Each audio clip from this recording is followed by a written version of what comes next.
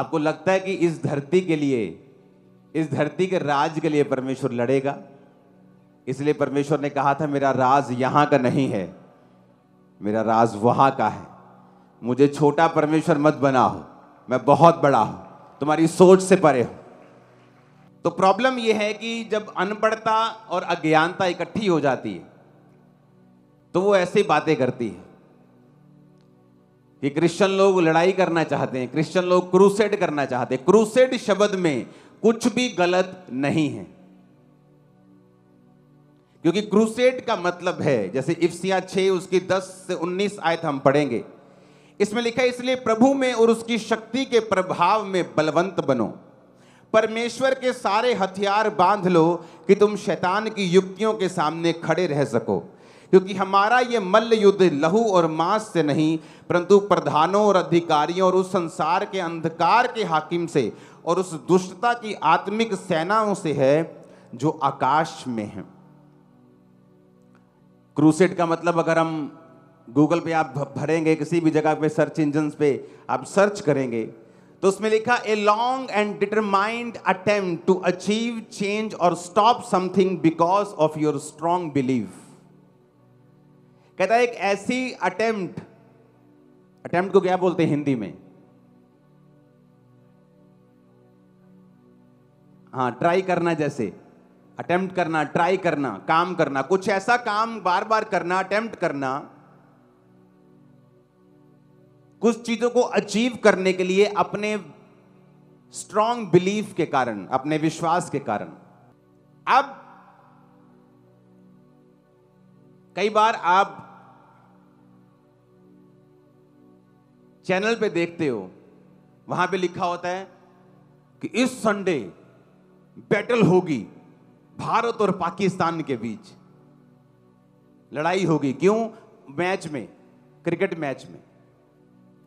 लेकिन क्या होता है वहां पे? The battle between India and Pakistan लिखा होता है कि नहीं लिखा होता?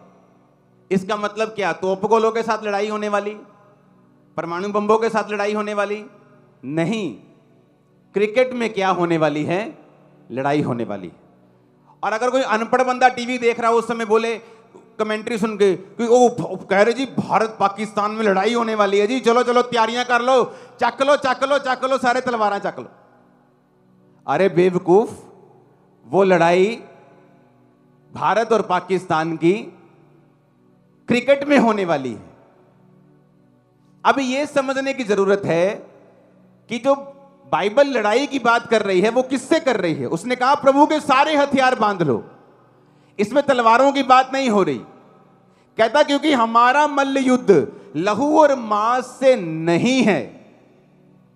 अगर लहू और मांस से युद्ध ही नहीं है तो फिर प्रॉब्लम किस चीज की है? अब इंग्लिश का एक शब्द है क्रूसेड, हिंदी का शब्द है लड़ाई। उसे आप किसी भी तरीके से इस्तेमाल कर सकते हो। जब किसी का मैच होता है वो भी कहता है युद्ध होने वाला है, the battle between India and Pakistan. तो अगर किसी बंदे ने इसको गलत तरीके से इस शब्द को इस्तेमाल किया है, इसका मतलब यह नहीं है कि फ्यूचर में कोई अच्छा व्यक्ति इस शब्द का इस्तेमाल नहीं कर सकता। हालेलुया। क्रूसेड का मतलब है अपने बिलीफ के कारण कुछ अटेम्प्ट करना। क्या अटेम्प्ट करना? कि आत्मिक युद्ध करना। कौन सा आत्मिक युद्ध? बीमारियों के खिलाफ, पाप के खिलाफ, व्यभिचार के खिलाफ, नशों के खिलाफ, अज्ञानता के खिलाफ, अनपढ़ता के खिलाफ, शैतान के खिलाफ, जिनका हेड ऑफिस बाइबल कहती है आसमान में है। और परमेश्वर ने हथियार बताए। कौन से हथियार हैं? कहते हैं इसलिए परमेश्वर के सारे हथियार बांध लो कि तुम बुरे दिनों का सामना कर सको और सब कुछ पूरा करके स्थिर रह सको।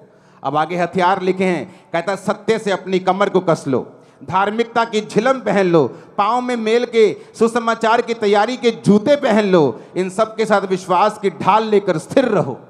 ये तो हमारे हथियार हैं।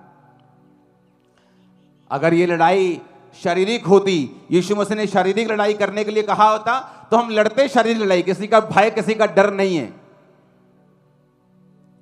लोग बोलते हैं किसी के बाप का नहीं खाते, कोई प्रॉब्लम नहीं है। पर ये लड़ाई ऐसी थी नहीं और ऐसी है नहीं। बाइबल कहती है इस लड़ाई का जो हमारा हथियार है वो आत्मा की तलवार है, जो खुदा का वचन है। कहता ले लो, कहता सत्य से अपनी कमर को कस के धार्मिकता की झिलम पहननी है। जो झिलम हार्ट को, फेफड़ों को सुरक्षित रखती थी, कहता वो झिलम लोहे की नहीं पहननी, धार्मिकता की पहननी है। जो जूते पहन के लोग लड़ने के लिए जाते थे, कहता तुम्हारे वो जूते नहीं हैं, तुम्हारे पांव में मेल के सुसमाचार की तैयारी के जूते हैं। जो ढाल लोग लेके जाते थे बचने के लिए, कहता वो लकड़ी की, वो लोहे की ढाल, पीतल की नहीं है, कहता वो विश्वास की ढाल है जिसे लेकर तुमको स्थिर रहना है। ऊंची आवाज में हालेलुया बोलो एक बार। तो बाइबल कहती तुम्हारा ये युद्ध शारीरिक नहीं है। अगर ये बाइबल शारीरिक युद्ध करने को बोलती तो हम करते, किसी का डर भय नहीं। लेकिन बाइबल कहती है, यीशु मसीह ने कहा तुम्हारा ये युद्ध शारीरिक नहीं बल्कि आत्मिक है। एक व्यक्ति जो बार बार डाइवोर्स का सामना करता है, एक औरत जो बार बार डाइवोर्स का सामना करती है, बावजूद इसके कि वो सुंदर है, बावजूद इसके कि पढ़ी लिखी है, क्योंकि उसके परिवार में ये कर्ज फॉलो कर रहा है। हमारी लड़ाई उस कर्ज से है जो आत्मिक है, जो दिखता नहीं है। उस गरीबी के श्राप से है कि आप जितने मर्जी इंटेलिजेंट हो फिर भी वो आपके परिवार को छोड़ के नहीं जाता। जब तक आप उसके खिलाफ युद्ध की घोषणा नहीं करते, जब तक आप तौबा नहीं करते, अंगीकार करने के लिए परमेश्वर के वचनों को मानते नहीं, जब तक आप परमेश्वर में सही नहीं चलते, तब तक आप वो युद्ध नहीं जीतते। इसलिए बाइबल में लिखा है तुम्हारा युद्ध मांस और लहू के साथ नहीं है। कहता हर समय हर प्रकार से 18 आयत में लिखा आत्मा में प्रार्थना और विनती करते रहो। यहां भी लड़ाई की बात नहीं हो रही, हमारी लड़ाई आत्मा में है। प्रार्थना करते हुए इसलिए जागते रहो कि सब पवित्र लोगों के लिए लगातार विनती किया करो। तो हमें यह समझने की जरूरत है कि शैतान के साथ हमारा युद्ध हमने किस तरह से जीतना है। अगर ये शारीरिक युद्ध होता तो हम तलवारों के साथ भी लड़ते। इंडिया में, दुनिया में 400 करोड़ लोग मसीह में हैं। अगर उन्हें युद्ध करना होता तो कब का कर चुके होते। और अगर किसी व्यक्ति ने, किसी क्रिश्चियन ने क्रूसेड नाम के साथ शारीरिक युद्ध किया है तो ये उनकी मिस्टेक है। अगर इजराइल आज युद्ध कर रहा है तो आपको क्या लगता है कि परमेश्वर इजराइल के उस युद्ध के साथ है? बिल्कुल नहीं। अगर आज कोई देश दूसरे देश के खिलाफ युद्ध कर रहा है और वो देश क्रिश्चियन है तो इसका मतलब ये नहीं कि परमेश्वर उसके साथ है। हालेलुया। लोग क्रिश्चियन होकर भी परमेश्वर के वचन पे नहीं चलते किसी भी तरह से। वो हर तरह का कई बार पाप भी करते हैं, लेकिन उसका असर उनकी लाइफ पे भी होगा। बाइबल कहती है अंत के दिनों में न्याय भी होगा, ऊपर जाकर भी न्याय होगा, धरती पर भी न्याय होगा। तो ये तो बात पक्की है। कहते हैं अगर खुदा जिंदा है तो हॉस्पिटल में लोग क्यों मर रहे हैं? जब खुदा धरती में था तब भी उस देश में लोग मर रहे थे। वो लोग नहीं मरे जिसने उन पे विश्वास किया, वो लोग नहीं मरे जिन्होंने तौबा की, वो लोग नहीं मरे जिन्होंने अपने बालों से यीशु के पांव को धो दिया और माफी मांग ली और पापों से मन फिरा लिया। वो ना मरे, उनका परिवार नहीं मरा। ना आप मरेंगे ना आपका परिवार मरेगा, यीशु मसीह के नाम में। अरे यीशु कहां है? अगर ये खुदा जिंदा है तो फिर लोग क्यों मर रहे हैं? हॉस्पिटल में लोग दुखी क्यों हैं? कहां है खुदा तू? अगर तू है तो फिर लोग भिखारी बन के क्यों जी रहे हैं? तो ये तो यीशु मसीह के जमाने में भी था। उसके जमाने में भी अंधे लोग अपना सर्टिफिकेट, कपड़ों का सर्टिफिकेट रख के बैठते थे और उनको भीख देते थे लोग कि ये सरकार के द्वारा सर्टिफाइड भिखारी हैं।